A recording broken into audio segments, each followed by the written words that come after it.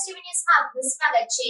ભરૂચ જિલ્લા પોલીસ અધિક્ષક મયુર ચાવડા સાહેબના દ્વારા સાયબર ક્રાઇમ અંગે લોકોમાં જાગૃતતા આવે તે માટે પ્રેસ કોન્ફરન્સનું આયોજન કરીને જરૂરી સૂચન અને માર્ગદર્શન આપવામાં આવ્યા।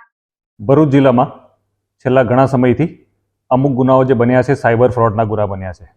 આ સાયબર ફ્રોડના જ્યારે ગુના દાખલ થાય છે ત્યારે પ્રાથમિક રીતે જે ભોગ બનનાર વ્યક્તિ છે એણે 1930 નંબર ઉપર કોલ કરીને પોતાની કમ્પ્લેન નોંધાવવાની હોય છે અને નોંધાયા પછી ભરૂચના સાયબર ક્રાઇમ પોલીસ સ્ટેશન અથવા CID ક્રાઇમમાંથી આ બાબતની તપાસ થાય છે અને તપાસના અંતે ગુનો દાખલ કરવાની પ્રક્રિયા જે તમામને ખબર છે।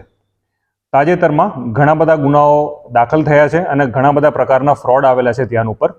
મારી તમામને વિનંતી છે કે આ પ્રકારના ફ્રોડ થાય ત્યારે તમારે આના લોભ લાલચમાં નહીં આવી અને આ ફ્રોડ થતાં અટકાવવાની અને પોલીસને જાણ કરવાની વિનંતી છે।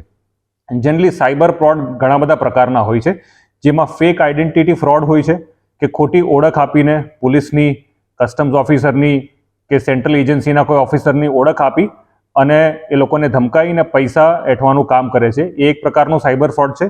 એના સિવાય ઇન્વેસ્ટમેન્ટ ફ્રોડ છે, ક્રેડિટ કાર્ડ ફ્રોડ છે, ઓનલાઈન શોપિંગ ફ્રોડ છે, OTP આપવા માટેના ફ્રોડ છે, લોન એપ્લિકેશનના ફ્રોડ છે, લિંક આપવાનું અને જોબ ફ્રોડ, નોકરી આપવાના બહાને પણ ઘણા બધા ફ્રોડ થાય છે।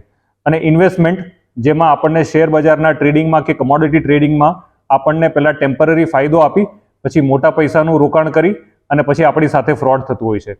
ભરૂચમાં આ પ્રકારના ફ્રોડ થાય છે અને અલગ જગ્યા ઉપર ફ્રોડ થાય છે। જ્યારે આવા પ્રકારના તમારા ઓનલાઈન ફ્રોડ થતા હોય છે ત્યારે કોઈ બી લોભ લાલચમાં નહીં આવી અને આવા પ્રકારના બનતા બનાવો અટકાવવાની।